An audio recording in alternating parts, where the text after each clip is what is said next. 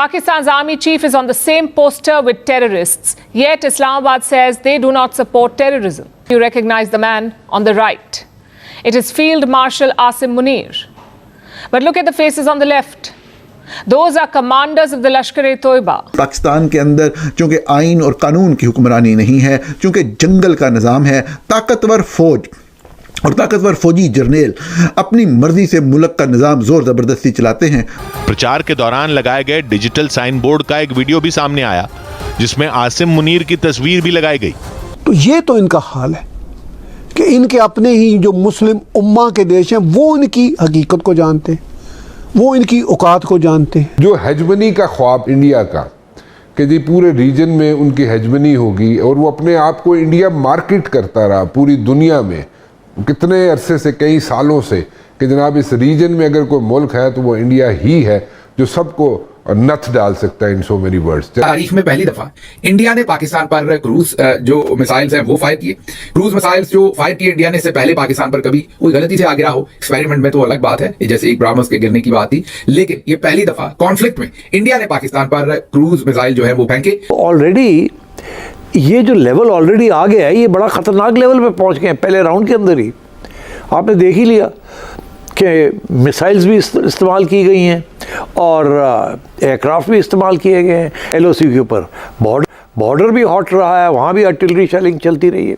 नमस्कार दोस्तों लगातार पाकिस्तान खुद को ही इस वक्त एक्सपोज कर रहा है। आप सब जानते हैं अब तक पाकिस्तान के प्राइम मिनिस्टर शहबाज शरीफ ने खुद मान लिया है कि भारत ने एक बड़ा अटैक किया था पाकिस्तान पर और पाकिस्तान के एयर बेसिस पर, और भारत के ब्रह्मोस ने पूरी तरह से पाकिस्तान के एयरफोर्स का कमर तोड़कर रख दी।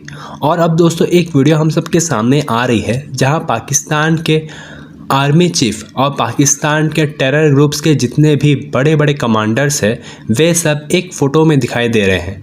और ये फ़ोटो में खुद लश्कर-ए-तोयबा के हाफिज़ सईद और अन्य कमांडर्स के साथ मौजूद है पाकिस्तान के आर्मी चीफ आसिम मुनीर, जो कि दोस्तों ये पूरी तरह से साफ समझा देता है कि पाकिस्तान की आर्मी और पाकिस्तान के टेररिस्ट दोनों एक दूसरे के साथ मिलजुल करके भारत पर हमला करवा रही है। और इसके साथ साथ अब पाकिस्तान के जितने भी बड़े बड़े टेररिस्ट हैं वे सिर्फ खुले तौर पर पाकिस्तान में खड़े होकर के भारत के खिलाफ नारे भी लगा रहे हैं और भारत को चुनौती भी दे रहे हैं। तो चलिए इसी पर आगे पाकिस्तानी मीडिया का रिएक्शन देखते हैं। अगर आपको हमारा ये वीडियो पसंद आए तो वीडियो को लाइक करें और हमारे चैनल को सब्सक्राइब कर लें। ये टेरर इंफ्रास्ट्रक्चर पर 7 मई को अटैक किए और ये कह के किए कि ये हमारा अटैक टेरर इंफ्रास्ट्रक्चर पे है, ये हम लिमिटेड ऑपरेशन कर रहे हैं, ऑपरेशन सिंदूर उसका नाम रखा गया, और कहा कि हम इसको फर्दर एक्सपेंड नहीं करना चाहते। फिर पाकिस्तान ने सीज़ फायर की वायलेशन करना शुरू की, पुंछ के इलाके में गुरुद्वारे को शहीद किया, वहाँ पे कई छोटे छोटे मंदिर भी ज़ेरे अटैक हुए, फिर कुछ छोटे मोटे चर्च भी ज़ेरे अटैक हुए। तो जाहिर है जहाँ आबादियाँ होती हैं वहाँ इबादत गाहें होती हैं, लेकिन भारत ने जो पाकिस्तान के टेरर इंफ्रास्ट्रक्चर पर हमले किए वो वहाँ के सर्टन इलाके थे जिन पे हमले किए, और ऑफ कोर्स उन टेरर इंफ्रास्ट्रक्चर के आसपास मस्जिदें भी बनी हुई थी, तो जाहिर है उन पे भी हमले हुए गए। इस सारी सूरत हाल में फिर जो कुछ सीन बना, जिस तरह प्रेसिडेंट ट्रंप ने ट्वीट दी, दुनिया को इन्फॉर्म किया कि मैंने दोनों देशों के बीच होने वाली पोटेंशियल न्यूक्लियर जंग को रुकवा दिया है। और दुनिया की डिप्लोमेसी तो ये होती है कि दुनिया दोनों देशों से जो भी कॉन्फ्लिक्ट में होते हैं कहते हैं भाई आप भी आराम से बैठें, आप भी आराम से बैठें, आप भी कुछ ठीक हैं, आप भी कुछ ठीक है। तो इस तरह दुनिया की डिप्लोमेटिक लैंग्वेज होती है। लेकिन भारत ने तय किया कि पूरी दुनिया को हम बताएंगे कि असल मामला क्या है, क्योंकि भारत को इस बात का अंदाज़ा हो गया कि भाई दुनिया के पास कोई इतनी फुर्सत नहीं होती कि वो खुद से परसू करें, और दुनिया के अपने इंटरेस्ट भी होते हैं और दुनिया अपने झंझटों में भी फंसी होती है। हेजमनी का ख्वाब था इंडिया का कि जी पूरे रीजन में उनकी हेजमनी होगी और वो अपने आप को इंडिया मार्केट करता रहा पूरी दुनिया में कितने अरसे से, कई सालों से, कि जनाब इस रीजन में अगर कोई मुल्क है तो वो इंडिया ही है जो सबको और नथ डाल सकता है इन सो मेनी वर्ड्स, चलें। तो वो नहीं हुआ, वो ख्वाब जो है वो इंडिया का चकनाचूर हो गया। सो अब इसका रोल जो है इंडिया का वो रीडिफाइन होगा इस रीजन के लिए, और वो ताकतें जो बाहर बैठ के इन्वेस्ट कर रही थी in so many ways in India, वो बैकआउट कर देंगी एम्बेसडर साहब? नहीं, मेरा ख्याल है आप इंडिया को बिल्कुल लाइटली नहीं ले सकते।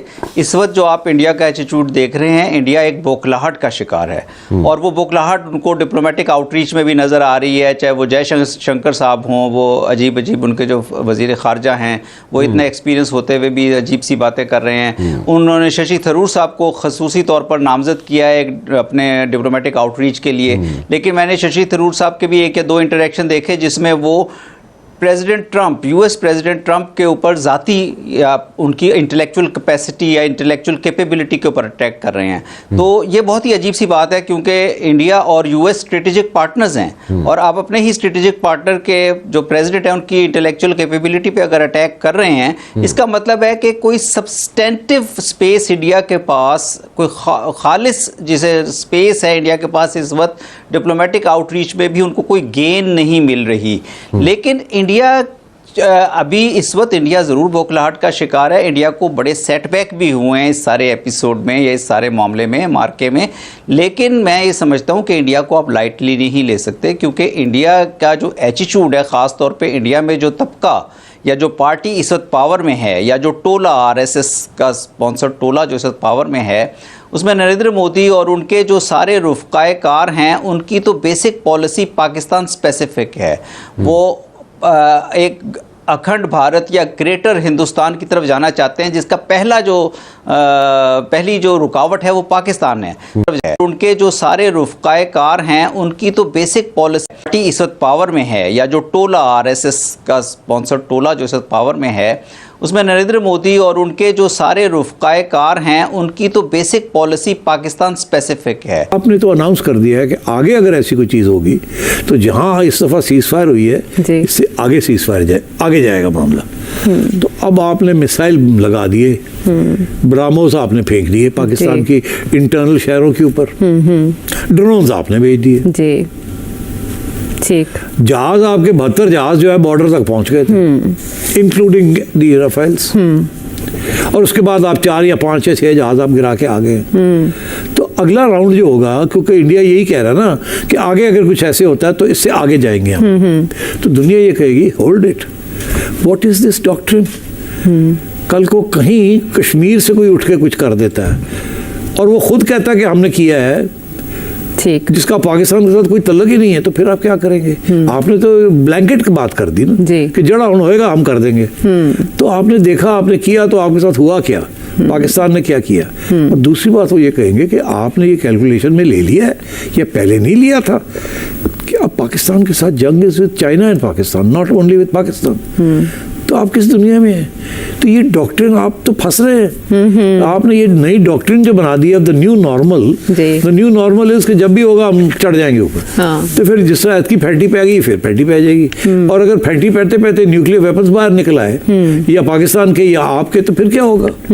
सो I think Narendra Modi is in very serious trouble, their foreign policy is in very serious trouble. और ये जो सीज फायर डोनाल्ड ट्रंप ने की है, इससे बड़ा धक्का तो नरेंद्र मोदी को नहीं लग सकता था।